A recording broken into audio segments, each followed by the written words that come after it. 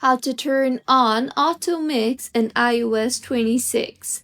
Hello everyone, I am Vishaka and welcome to our channel. Now let's get right into the tutorial.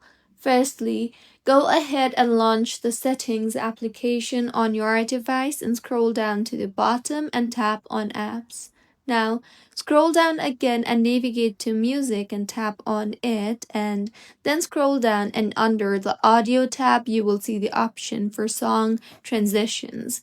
Tap on that and further go ahead and enable the toggle button for song transitions, and then go ahead and select the auto mix option you see there. The default option will be set to crossfade, so set it to auto mix, and this is how you can enable auto mix in iOS 26. If you find this tutorial helpful, please like the video and do comment if you have any queries.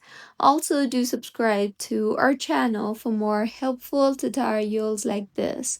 See you on the next one.